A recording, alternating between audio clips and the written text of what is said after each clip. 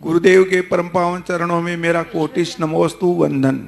गुरुदेव, मेरी ये जिज्ञासा है कि अब बहुत से मंदिरों में दर्शन करते हैं तो वहाँ पर धर्मेंद्र, पद्मावती और क्षेत्रपाल की मूर्ति स्थापित रहती है, तो और उनकी पूजा अर्चना बहुत सारे लोग बहुत धूमधाम से और बहुत भक्तिभाव से करते हैं, जबकि उनका कहना होता है कि वीतरागी भगवान तो नासा दृष्टि किए हुए हाथ पे हाथ रखे हुए बैठे हैं, न ये सहायता करते हैं न किसी की मदद करते हैं। अगर इनकी भक्ति पूजा अर्चना करते हैं तो ये सहायता और रक्षा करते हैं, तो ऐसा उनका मानना है। तो क्या ये सही है या ऐसा करना चाहिए? ओम जी, बहुत दिन से मधुमक्खियां नहीं उड़ रही थी, बहुत दिन से अभी वार्षिक बंद थे। अब तुमने प्रश्न कर दिया तो फिर एक नया वार्षिक चालू हो जाएगा, और ऐसी मधुमक्खियों को छेड़ा है, क्या करें। ये चौकीदार हैं, दरवान दरवान कहलाते हैं, रक्षक देव कहलाते हैं। जैसे अपने यहाँ रक्षक बोलते ना, इनको रक्षक देव। तो रक्षक देव का अर्थ क्या? वो स्वयं के भक्तों की रक्षा नहीं करते, भगवान के भक्तों की रक्षा करते हैं। यही तो लोगों को समझ में नहीं आ रहा है। रक्षक देव का अर्थ है वे अपने भक्तों की रक्षा नहीं करते, वे भगवान के भक्तों की रक्षा करते हैं, धर्म की रक्षा करते हैं। और जो भगवान की स्वयं की रक्षा करने के लिए कदापि नहीं होते, ये सम्यक दृष्टि देव होते हैं। ये अपनी पूजा कभी नहीं करवाएंगे। कोई भी भारत का ऐसा सम्यक दृष्टि नहीं, अवरत सम्यक दृष्टि, जो अपनी पूजा करवा ले वे, आरती उतरवा ले वे, श्रीफल चढ़वा ले वे, क्योंकि अविरति हैं, असंयमी हैं। 5 पापों में से अभी एक भी पाप का उनका त्याग नहीं है, संयम की वहां गंध भी नहीं है। कैसे अपनी पूजा अर्चना कराएंगे? यदि कोई तुम्हें पकड़ करके तुम्हारे लिए अर्घ चढ़ावे तो तुम चढ़वा लोगे? नहीं, भाग जाओगे, अरे भाई क्या कर रहे हो, मैं इसके योग्य थोड़ी हूँ। फिर सम्यक दृष्टि जीवे कदापि नहीं। इसलिए तो आज मंदिरों के अतिशय खत्म हो गए। मैंने एक बार एक मंदिर में चोरी हो गई, तो वहाँ क्षेत्रपाल की मूर्ति बैठी थी, बड़ी मान्यता थी उसकी। तो मैं वहाँ गया, मैंने कि क्षेत्रपाल बाबा तुम क्या कर रहे थे यहाँ? तुम्हारे लिए काय के लिए बैठाला है? क्षेत्रपाल की रक्षा करने के लिए, आपको मंदिर की रक्षा करने के लिए बैठाला है। तो अब कहाँ से क्या मेरे मन में उत्तर आया, अभी को आया, जैसे क्षेत्रपाल ने कहा हो, मैंने तो मंदिर से ड्यूटी से रिजाइन दे दिया। मैं ड्यूटी पे हो ही नहीं बाबा जी, आप मुझे दोष दे रहा, मैं ड्यूटी पे नहीं हूँ, मैं तो रिजाइन दे चुका हूँ। मैंने क्यों रिजाइन दे दिया? बोले लोग भगवान के स्थान पर मुझे पूजने पड़े, पूजने लगे। तो मैंने कहा इन मूर्खों के यहाँ से भागो, क्योंकि जो उस पद के योग्य नहीं है फिर भी अपनी पूजा करवा ले तो होंती लुल्ल मुया, वे लूले लंगड़े अंधे बहरे होते हैं। तो मुझे लूला लंगड़ा थोड़ी होना है। ये तो भगवान की पूजा के स्थान पर मुझे अर्घ्य चढ़ा रहा है, मेरी आरती उतार रहा है भगवान के सामने। अभी कल ही मैंने कहा था, भगवान जिनेन्द्र देव के मंदिर में असंयम की कभी अभिवादन नहीं होता। और ये तो मंदिर ही में मेरी पूजा कर रहे हैं। ये चैत्य है, चैत्यालय है, पूजनीय है, और मेरे लिए नारियल चढ़ाते, मेरी आरती उतारते, मेरा सब कुछ करते। ये तो मानने वाले हैं नहीं। तो मैंने सोचा कि इन मंदिरों को छोड़ो, तो मैं ड्यूटी पे नहीं हूँ, ये हमारा पथरा बैठा है तो आज लोग पूज रहे हैं। तो जब से क्षेत्रपाल पद्मावतियों की पूजा चालू हुई तब से मंदिरों के अतिशय खत्म हो गए। और जिन मंदिरों में इनकी पूजा नहीं होती है आज भी उन मंदिरों में अतिशय टपक रहा है। और देख लीजिए आप जहां जहां हैं, आपका यामा देख लीजिए क्या अतिशय हो रहा है। सब जगह जहां देखो वहां पर ये मात्र रक्षक हैं, इनका निषेध नहीं कर रहा हूं मैं।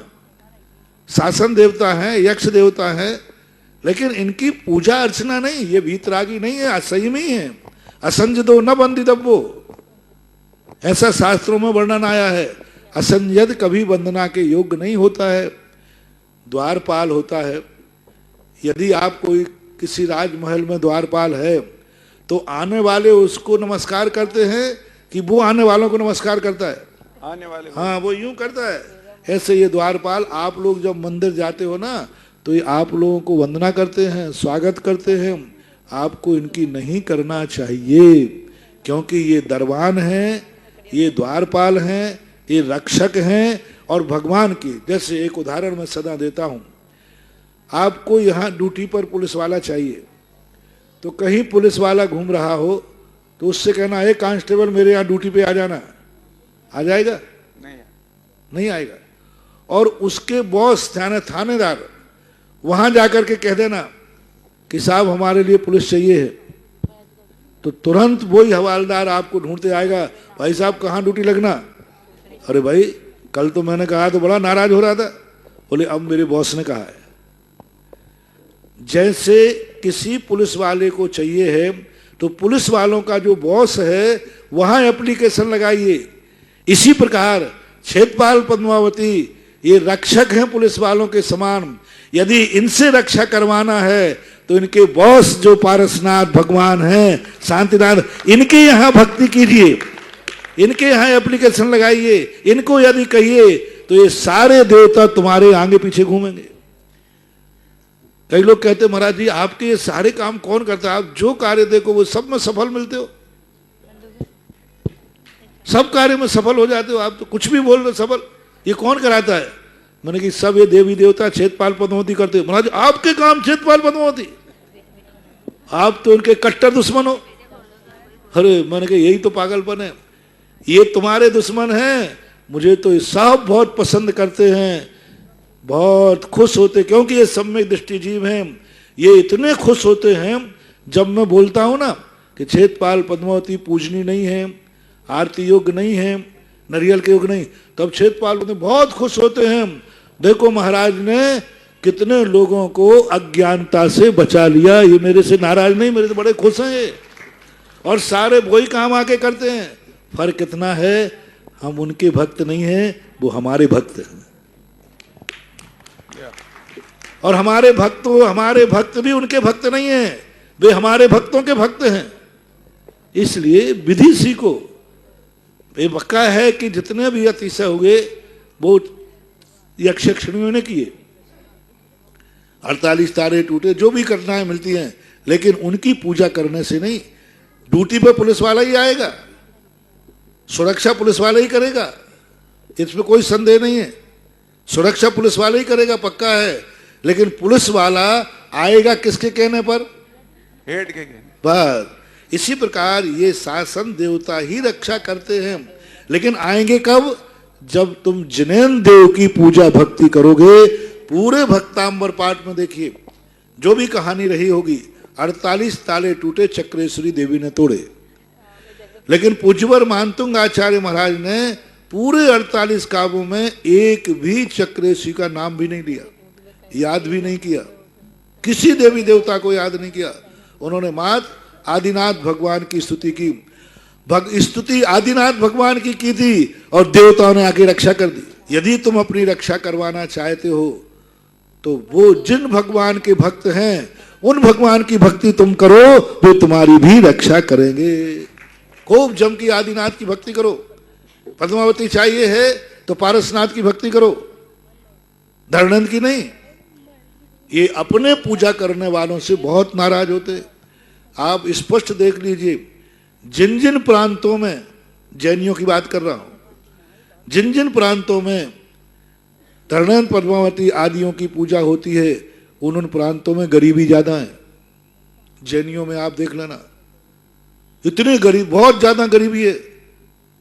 आप जिन कुछ प्रांत देख लिए, साउथ देख लीजिए, घर घर में इनकी पूजा होती है, हर मंदिरों में इनकी पहले पूजा होती है। सबसे भारत में सबसे ज्यादा जैनी की समाज में गरीबी किस देश में है? महाराष्ट्र, दक्षिण भारत में। क्यों? वहां उल्टी सीधे पूजा करते हैं सरागी देवी देवताओं की। इनकी पूजा करने से पुण्य बंद होना ही नहीं है। असैमी की पूजा करने से पुण्य बंद हो गई नहीं, रागी देशियों की पूजा करने से पुण्य बंद हो गई नहीं। ये सामान्य ग्रस्त हैं। एक नया नव दंपति जैसे होता है ऐसे ही अब नव दंपति की पूजा करने से कभी पुण्य बंद होगा क्या? असैमी लोगों की देवी देवता एक ग्रस्त हैं, एक पति पत्नी से ज्यादा इनका कोई भी रोल नहीं है। एक दाम्पत्य जीवन जीते हैं, उनकी पूजा करने से कभी पुण्यबंध होता है क्या? और जिन प्रांतों में इनकी पूजा होती है वहां सबसे ज्यादा गरीबी है, सबसे ज्यादा परेशानी है। और जहां पर इनकी पूजा नहीं होती है उस प्रांत में, उस समाज में, उस जाति में समृद्धि है। ये भारत में आज भी देख लीजिए। जो सच्चे देव शायद गुरु को मानते हैं और इस प्रकार इन देवताओं को नहीं मानते, वे ज्यादा समृद्ध हैं, वे ज्यादा सुखी हैं। जैसे उत्तर भारत में समृद्धि क्यों है? आज देख ले बुंदेलखंड के अंदर जब से वीतरागता की पूजा चालू हुई, देखो किस तरीके से समृद्धि बढ़ी है, किस तरीके से समृद्धि बढ़ी। आचार्य महाराज के पहुंचने के बाद वीतरागता की पूजा हुई, लोगों ने सरागी, इनको पूजना छोड़ दिया, क्षेत्रपाल पद्मावतियों की अर्चना छोड़ दी और वीतराग की पूजा की। आज इतनी समृद्धि है, जहां 5,000 रुपए से बोली लेने की शक्तियां नहीं थी, आज 500 कलश की बोलियां ले रहे हैं। 500 कलश बुंदेलखंड। अरे राम राम राम राम राम। बुंदेलखंड में कहां ये रखा? कोई बड़ा इंडस्ट्रियल नहीं, कोई बड़ा व्यापार नहीं, कोई वहां कोई ऐसे कार्य नहीं, फिर भी आज इतनी समृद्धि। 500 कलश की बोलियां, 100 धर्म 500, 250 कलश, ऐसे कलश यूं बोल रहा है जैसे 250 रुपया बोल रहे हो। ये किसका परिणाम है? वीतराग भगवान की पूजा करने का परिणाम है, क्योंकि वीतरागी की पूजा करने से अतिशयकारी पुण्य बंध होता है। और उसी का परिणाम देख लीजिए, अभी गोमटेश बाहुबली का अभिषेक हुआ, दक्षिण भारत के भगवान, और आज तक कोई दक्षिण भारत का व्यक्ति पहली बोली लेकर के अभिषेक नहीं कर पाया। क्यों नहीं कर पाया? क्यों? वहां सब वीतराग भगवान की पूजा है ही नहीं, वीतरागता से अभिषेक होते ही नहीं, वीतरागता से पूजन करते ही नहीं। अभिषेक कर रहे हैं तो देखो, पहले दिन जितने लोगों ने अभिषेक किया, बड़े बड़े कलशों से बड़ी बड़ी राशियां घोषित करके, वे सब वीतरागी के उपासक थे। उनमें इतना समृद्ध आया कि आज वे धन दान में भी दे रहे हैं और स्वयं भी धनवान बन रहे हैं। इसलिए आज तुमने छेड़ दिया। देखो, मेरी एक आदत है, मेरे गुरुजी भी कहते हैं, कई बार मेरे आचार्य से बात कोई जाता, महाराज जी ने ऐसा बोला, तो बोले वो बोल तो नहीं सकता।